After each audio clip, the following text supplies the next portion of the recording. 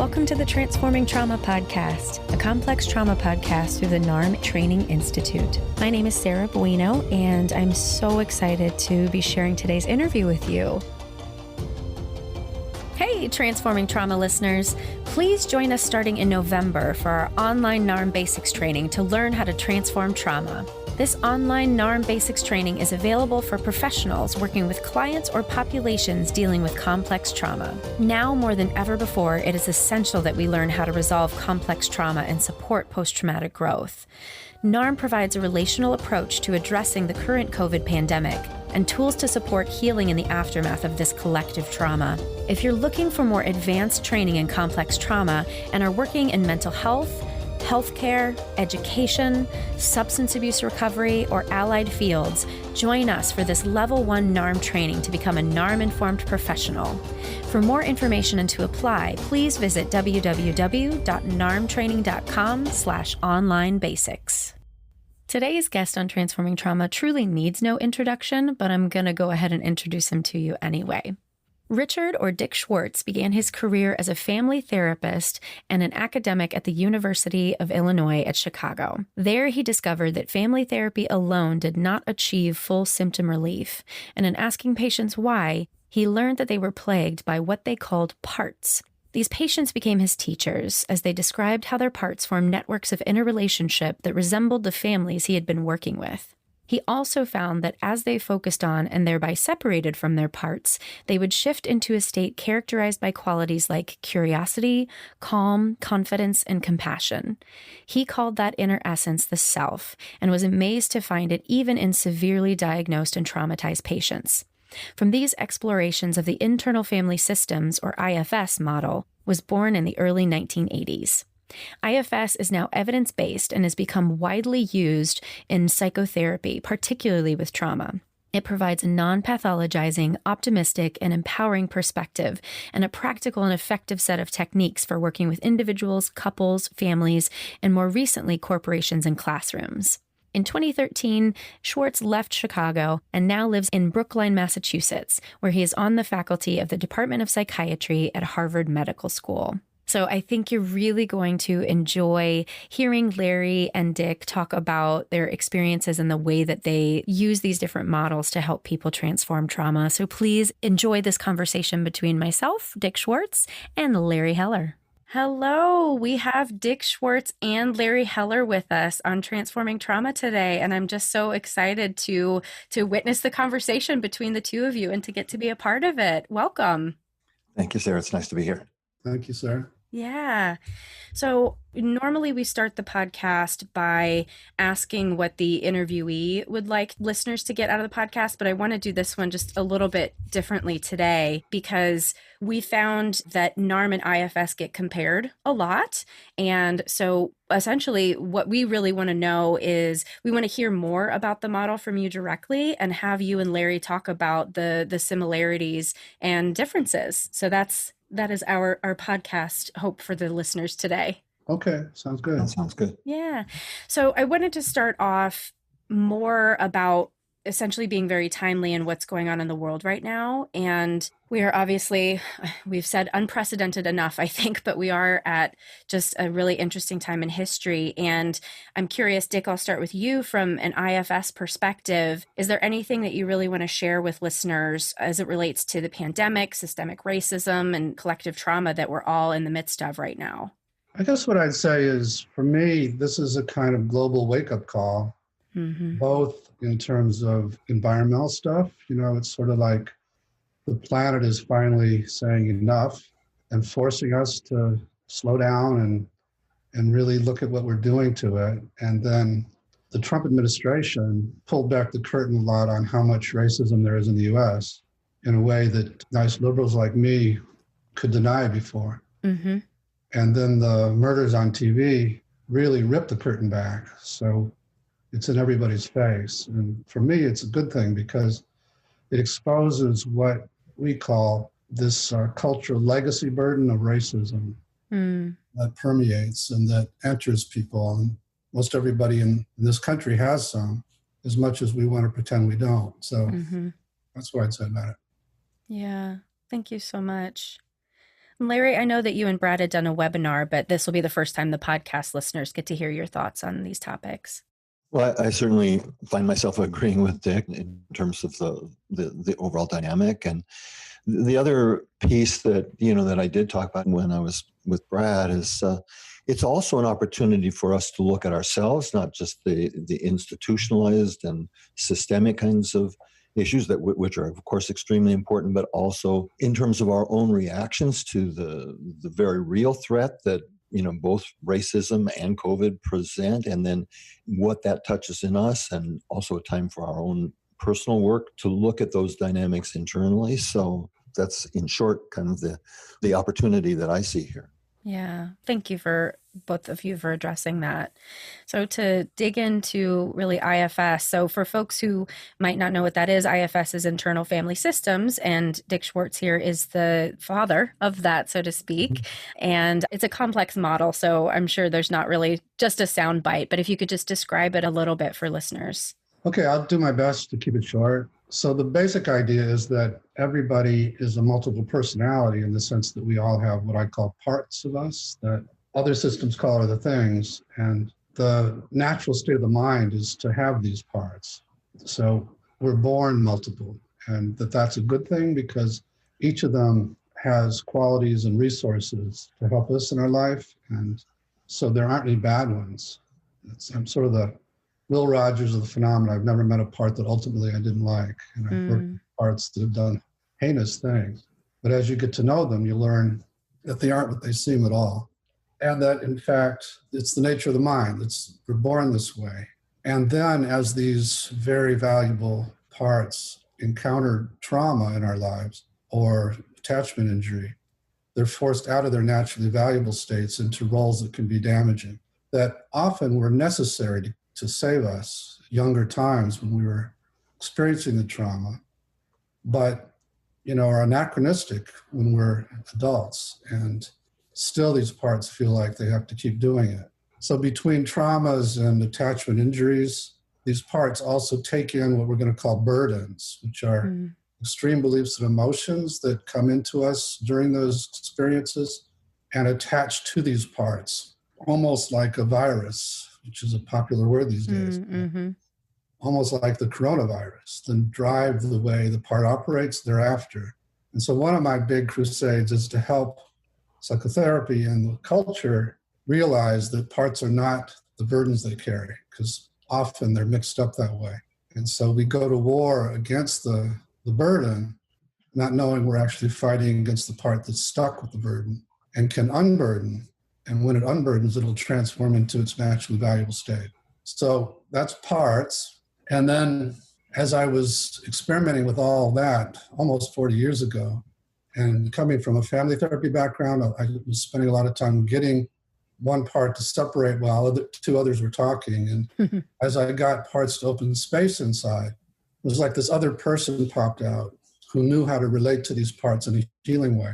And blew my mind because I was working with people who had horrible backgrounds. And if you trusted basic developmental psych, shouldn't have anything like that inside of them. But here it was. You get a few parts to open space, and suddenly this new, seemed like a part took over, and I would get out of the way because they knew how to start to heal themselves. And when I asked, now what part of you is that? As I did it with many other people, and it was like the same part would pop out, same qualities, operate in the same way. People would say, that's not a part like these others. That's more who I am. That's myself. So I came to call that self with a capital S.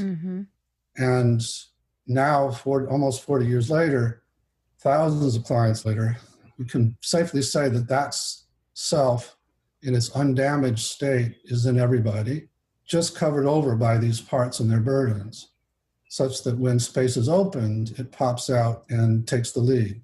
And that turns out to be the big deal about IFS, that discovery I just stumbled into.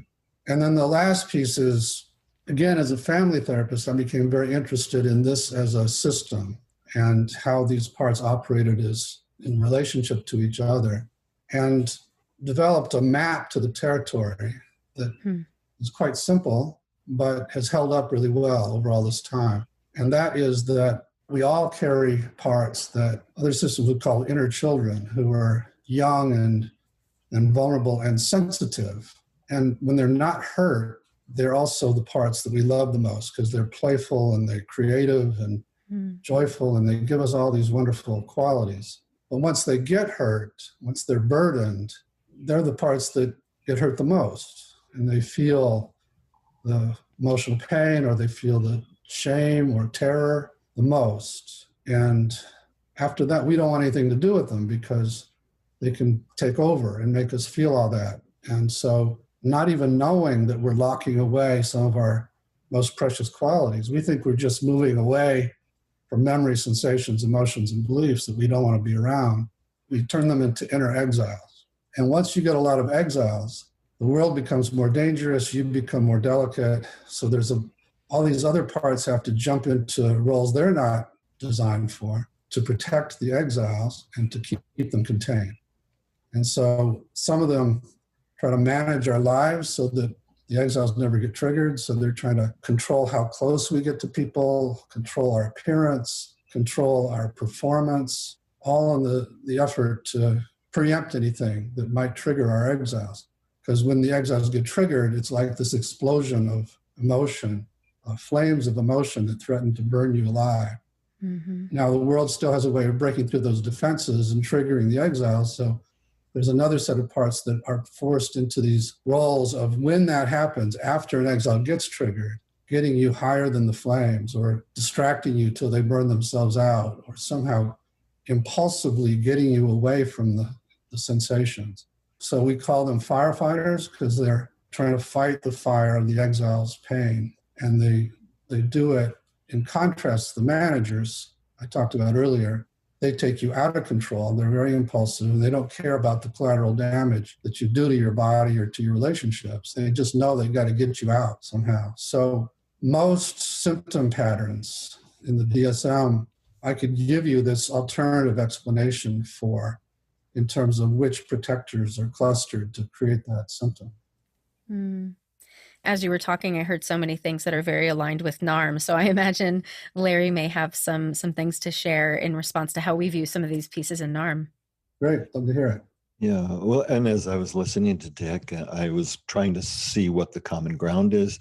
Mm-hmm. Clearly, some of the languaging, the way we do it is a bit different, but I've also been around for over 40 years myself, and I also was trained in both structural and strategic family therapy. And so, but then I had a lot of psychodynamic work and somatic psychotherapy backgrounds of various kinds. So we bring some similarities and maybe some differences in our background, and then maybe too in terms of how we frame and understand things. But I don't talk about parts in the same way, but I do talk about how we, in growing up, we learn to foreclose significant aspects of ourselves. So you use the word exile.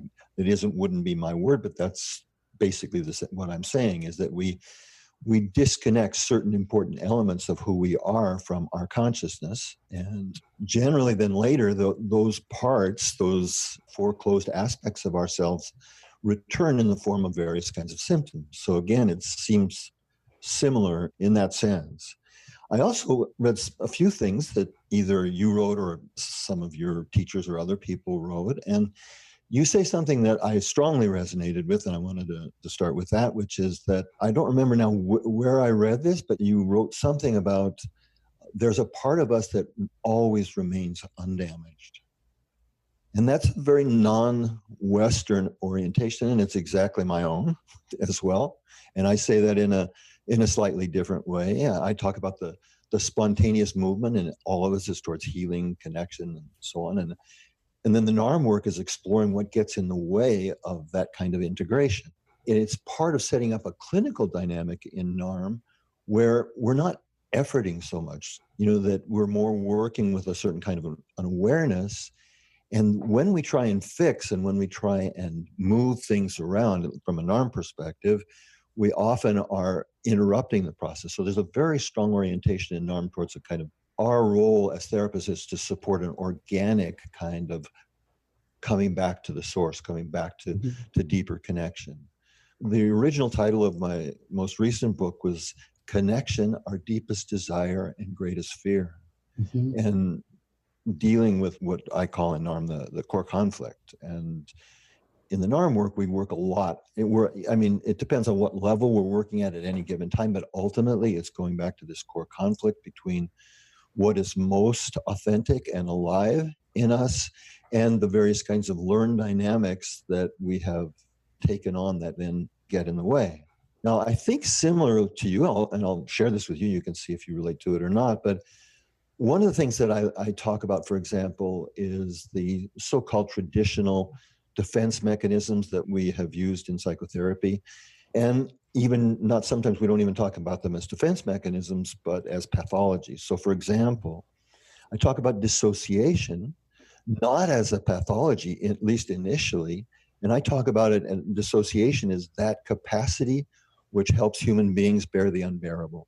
But then we continue in these old patterns long after they're needed. And that's where they become what I don't use the word pathology in my work, been in that world, and I'm not interested in spending more time in that kind of traditional orientation, but that's where they become at least problematical, I would say, is that as we continue to use these patterns reflexively, then they get in our way. And then they create symptoms and difficulties and so on.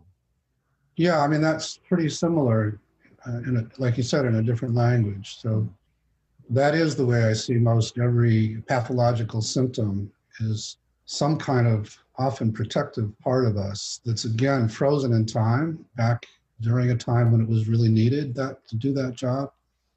Not knowing, like a lot of those parts, like you mentioned, dissociation. So if you were dissociating right now, I'd say, Larry, let me talk to that part that just took you out for a second. And while you're in it, you couldn't talk, or you couldn't, talk to it even. If I said, okay, so you're the part that took Larry out just now, is that right? And I get that something happened that scared you. So why'd you jump in? Why did you just take Larry out? And I would get an answer. And it could say, you got too close to this particular emotion.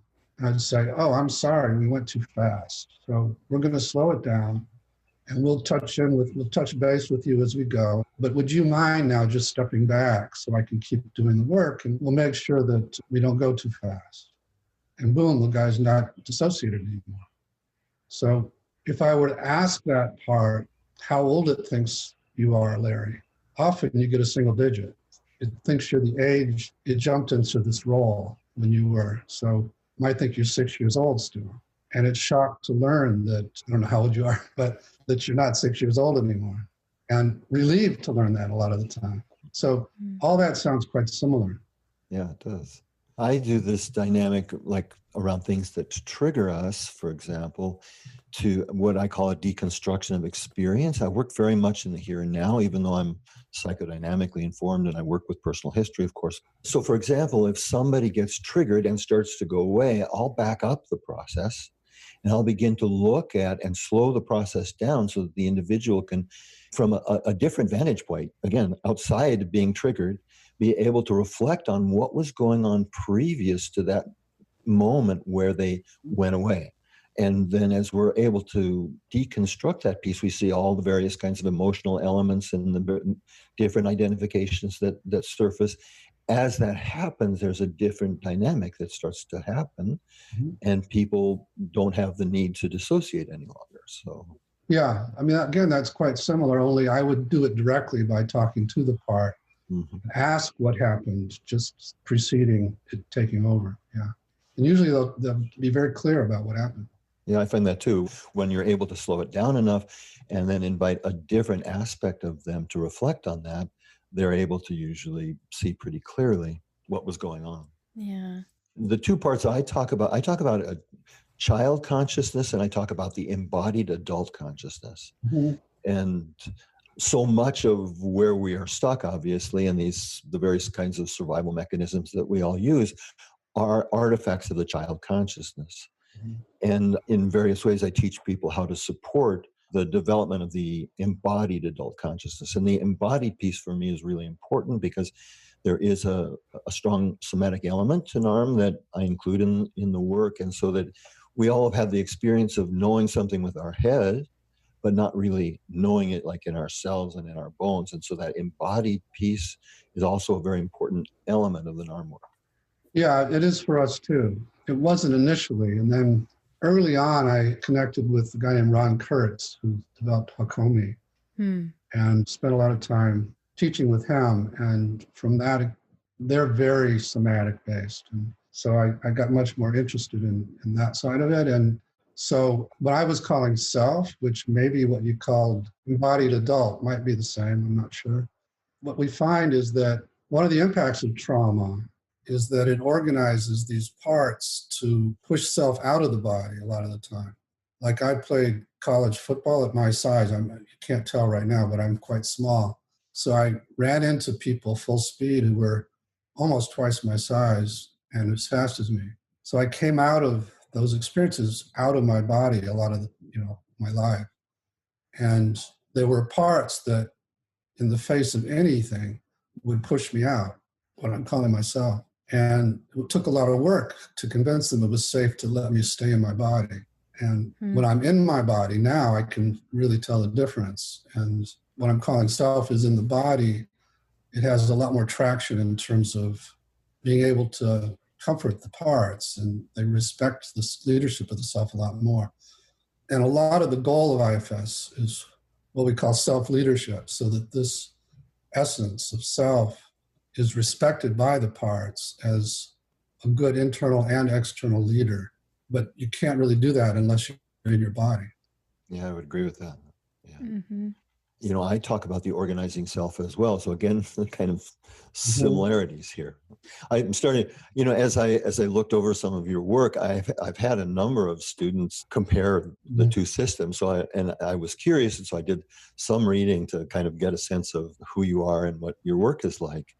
And I did start to see that even though the languaging is different, that on some level we're looking at similar dynamics, maybe through a slightly different lens, but there's some common ground. Yeah, it sounds that way. And I think people who decide to not go with all the dogma we've been taught and just listen to clients learn pretty similar things. And I think that's why it's so similar. Yeah. Well, it's funny. I have all these questions written out, and you both have just been answering the questions in the order. So there's some sort of like divine consciousness stepping in here. But another question that I had is, in NARM, we really focus heavily on the relational aspect of the therapist and the client. So I'm curious what role the therapeutic relationship plays in IFS. Yeah, that's a really good question. And again, going back to the early days, I minimized the importance of the relationship because I think I was reacting to how central it was in more psychoanalytic or psychodynamic therapies. And mine was a bit of a pendulum swing away from that I saw that was so excessive. And so I was very happy when I stumbled onto self, who seemed to be able to take the ball and run with it without much help from me. And then, and again, it was partly from hanging around with Hakomi folks, I started to get how important the relationship was. And again, this goes back 35 years probably, but important in a different way. So for so many psychodynamic therapies, especially attachment-based therapies, the therapist becomes the good parent figure, good attachment figure. And as a result, there's lots of transference and countertransference and big issues, and analyzing all of that is important. So this is what I call attachment theory taken inside. So rather than the therapist becoming the good attachment figure, what I call self becomes that for these young, desperate parts that create these different attachment patterns. And the one critique I have of attachment theory is that it doesn't really allow for that possibility. That I would say attachment theory basically says, unless you had a certain kind of parenting during a critical period in your childhood, you're out of luck until you get it from some external relationship. It has to come in from the outside. And I was finding people who had horrific abuse every day of their lives, torture on a daily basis. There was no way they could have gotten any of this from their parents or anybody around them. And yet, when certain parts open space, there it was. It was basically the same self that people who had good childhoods had. And I couldn't account for that based on developmental psych. So I actually had to start looking more into spiritual. I wasn't spiritual at all. I come from this very scientific family. But students started to say, this sounds like Buddha nature. This sounds like Atma. This seems like the soul. And so I started to explore all that. And indeed, you do find correlates to what I call self in every tradition, described in very similar ways across tradition. And you don't have to meditate 20 years to get to it. You just have to get these parts to step out, and boom, there it is. And it doesn't have to develop, and it can't be damaged. So what I learned was the presence of the therapist and the therapist's ability to embody self is crucial. And it's crucial for a couple of reasons. One is my presence when people sense it, because at least when I do therapy, I can pull a lot of self into my body. Clients' protective parts immediately sense the confidence and the safety. They immediately sense this guy seems very solid. So we can drop our guard a bit. And it also starts to resonate with the client self, like the tuning fork analogy, my vibrating self starts to do it with theirs and pulls it out. So self is kind of contagious that way.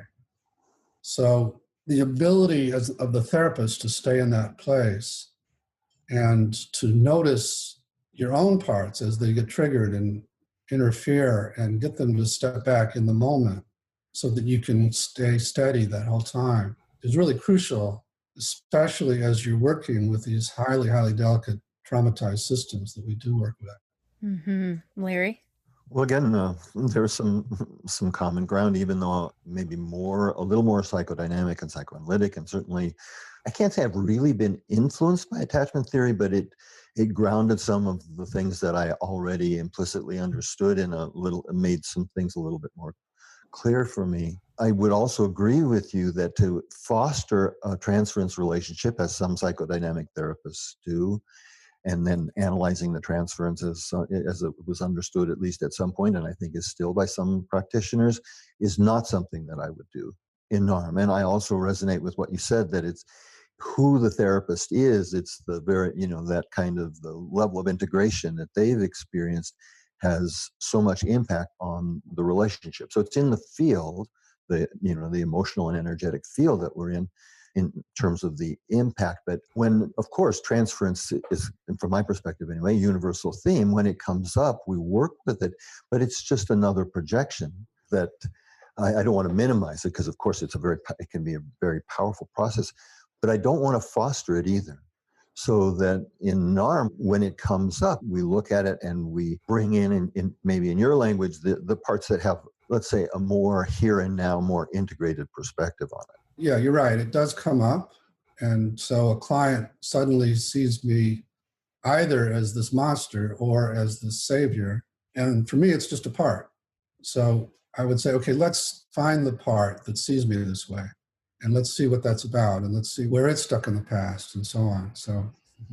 And Larry, I'm curious if you wanted to comment on what Dick was saying about the spiritual aspects that were brought in. As a person who's done a lot of spiritual work myself, it certainly has informed my orientation and is implicitly, and later in the trainings, more explicitly a part of what it is that I teach, because the orientation in NARM towards identity is really pretty much a non-Western perspective. That I have been influenced by object relations theory, for example, but there's never been, as far as I know and was exposed to anyway, in object relational work, an understanding of who is it that's holding all of these self and object images. And that's the basic question that comes up in NARM, is who is this person and that the self, to use our common term, is something beyond all of those self and object images. And when we are able to access those parts, we experience that with expansion, aliveness, flow, and various other kinds of energetic elements that are part of other traditions, more Eastern tradition. So that's very similar to the way it is similar. Describe self. No, I was just going to say, in terms of, I never actually met Ron Kurtz, but I was the co-founder of the Gestalt Institute of Denver, and then a couple of years later, he founded the Hakomi Institute in Boulder. We had a lot of students in common, but I know all kinds of Hakomi people, and I read a couple of the books that he did, and I resonated that because we came from a similar, at least one of our traditions was similar, is that Alexander Lowen was his teacher. He was also my teacher. And so we drew from some similar sources. And I also appreciated his softening of these kind of harsh pathological, what was called at the time character structures that Lowen had developed. And so I appreciated that what he was trying to do. And he also brought in very clearly a spiritual perspective into his work. So again, a kind of another area of common ground here that we sounds like it. Well, one last question I had. Dick, I listened to the interview that you did with Alanis Morissette and really enjoyed that. And you were talking about the 8 C's of IFS. And in just reading what those 8 C's were, I figured there was a lot of overlap with NARM. So could you talk about the 8 C's and their role in helping clients heal from complex trauma?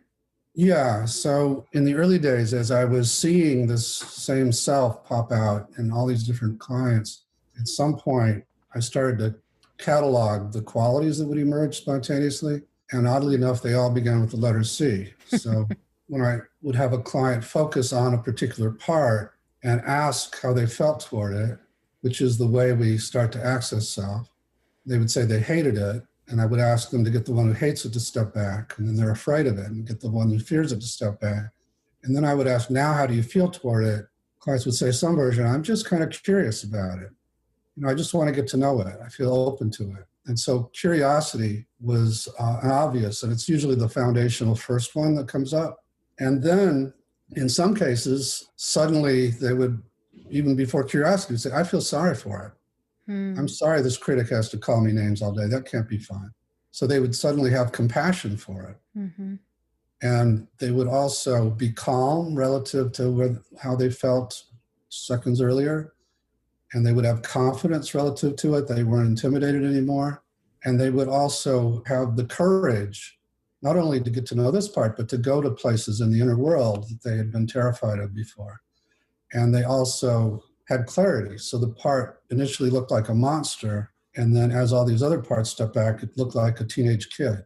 And they were much more creative in how they could relate to it. They weren't in the box anymore. And they felt connected to it in a way they hadn't before, and a desire to connect more to it. So those are the 8 C's, each of those words begins with the letter C, that have held up pretty well over all these years as the qualities of self that seem the most relevant to the healing process. There are a bunch of other qualities that we didn't include, partly because they didn't begin with the letter C, but also because these seem to be the most relevant to the healing process. So that's what the 8 C's are. Great. So I don't have a list of C's, but if I did, curiosity would be at the top of my list. And I talk about curiosity a lot in the NARM work. And I talk about it from the perspective of that one of the important elements of curiosity is that it assumes a not knowing. And so much of what, is like, at least from a NARM perspective, my perspective, is that we assume so much knowledge about ourselves, often negative, all these kinds of negative identifications that we develop. And that when we just start to become curious about these dynamics, it's an antidote to self-judgment, because self-judgment always implies a belief that you know what's right and what's wrong and that you're doing it wrong.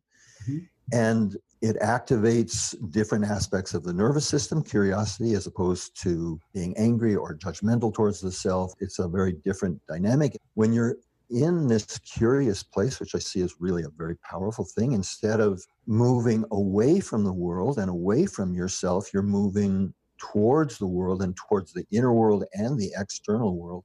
So it's energetically and emotionally a very different dynamic. And so to support that and to develop that capacity of increasing curiosity is a healing process in itself. The other C's, I certainly could relate to those too. I talk about, for example, you mentioned confidence, because it is an uncertain world. There's a lot that we just don't know, that instead of being paralyzed by fear, the only antidote to all of the control that people try to use is confidence, a sense of being able to trust ourselves, to have this confidence that whatever it is, whatever challenges life throws us, that we'll be able to deal with it. And so as increasing confidence develops in individuals. I see that as, again, as the reflection of a core capacity that is essential for us as human beings to live in an uncertain world. Yeah, again, I would agree. When you use the word develop, but then you use the reflection of a core capacity. So I'm more in line with the second phrase than the first. Develop implies it's not there and you've got to build it up like a muscle. Not in the way I'm holding it, though. It's a core capacity that gets, in NARM language, gets covered over in our adaptations to early trauma. That's right. Misattunement and so on.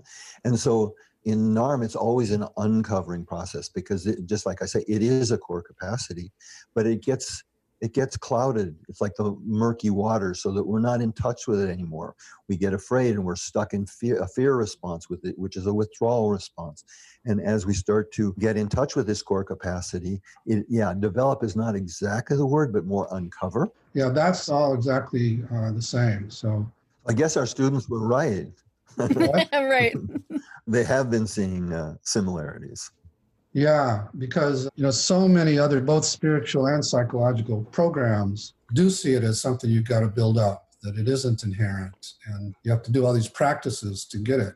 And like you, I find all you got to do is get these what I call parts that are in the way to trust that it's safe to let it out. Wonderful. Well, I'm curious, actually, since the two of you have been talking about the similarities and differences in the models, do you have any questions for each other that have come up around this discussion? I'm interested in, is there a particular type of problem that you learn the most from as you develop this, or that it's now being used for the most? That's a good question. This may or may not be an answer to your question. You can tell me if it is or if it isn't. But one of the things that I set out to do in NARM, which was to take the pathology out of the human condition, because so much of what I was taught was pathology oriented. So that was a really important element in my developing of this model, is that I don't see these dynamics as pathological, sometimes misguided or stuck in time, as you said, but not pathological. Now, behaviors can be pathological when you're hurting in yourself or other people, but that's a different dynamic. But I'm just talking about these kinds of elements that we develop as a way of dealing with an environment that is less than supportive. Mm-hmm. Yeah. So I don't know if did that answer your question, Dick? Did I move in the direction of what you were looking for? It answered in the sense that you don't think about syndromes or the DSM, which I do agree. I mean, for me, those DSM categories are fairly accurate descriptions of the kinds of protectors that try to keep people safe. And I could take each one and give you a very non-pathologized description of the kinds of parts involved in each category. But in terms of how much, as you're saying, fear gets pumped into students by thinking about these syndromes in this pathologized way, we're on the same page with that. Well, and again, my orientation to the DSM is, I think, relatively close to yours. I see it really just as from a NARM perspective, as a taxonomy of symptoms and strategies in NARM language. And so it can be a useful shorthand for clinicians sometimes if it's not carried too far, but it's not explanatory, and it's not really a tool to do anything with, except to maybe communicate to other professionals in shorthand. But it doesn't explain anything. And so, so many therapies, and particularly, for example, CBT and others, are just so focused on extinguishing symptoms, which were once strategies of survival. Yeah. And it doesn't make sense that you want to extinguish. I mean, we want to eventually move beyond these symptoms and these strategies, but I certainly don't want to pathologize them or look at them as somehow defective because they saved our lives. Yeah, that's right. Yeah, we're really on the same page with that. In IFS, mainly what we do in the beginning is go to the part that's creating the symptom and honor it for its service, like you might the military, and then ask what it protects and what it's afraid would happen if it didn't do this job, and then negotiate permission to go to what it protects so we can heal that. But in the meantime, asking the part, let's say we could heal that and you didn't need to do this anymore, what might you like to do instead? and you'll always get an answer. Often it's the opposite of the job they've been in, and it describes the naturally valuable state of the part. So yeah, we're really similar in that respect.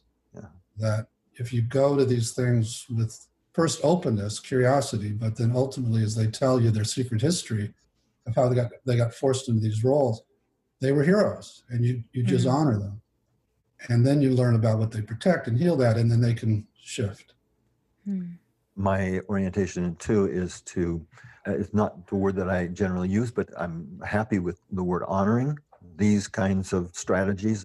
And it makes it so much easier to move beyond them than to pathologize them or make them bad. It continues that process of foreclosing and distancing yourself. And so it takes us really in the wrong direction. So by welcoming them and understanding them and then bringing them back, as I say, back to the table or under the tent, what they needed to, they fulfilled their mission, to use that metaphor. And then it's much easier to move beyond them. Right. And a lot of them, like, I come out of the eating disorder world initially, and virtually every treatment program in the country tries to defeat ED, eating disorder, and puts the client against the eating disorder, and ED will kick your ass and will kill you, if you keep fighting with it.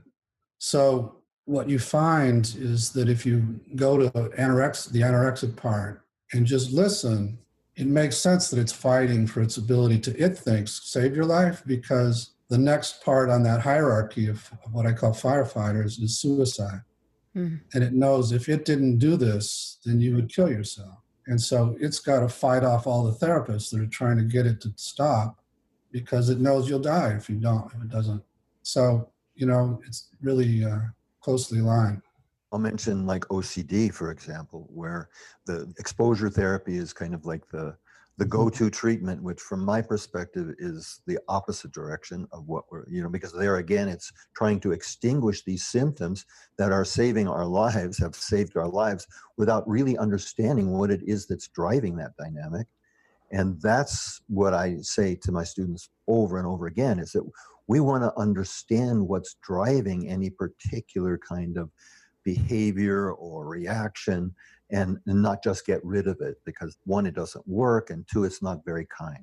Yeah, I agree. Exposure therapy is torture for most people. The outcome studies reflect that, because the dropout rates are incredible. Yeah.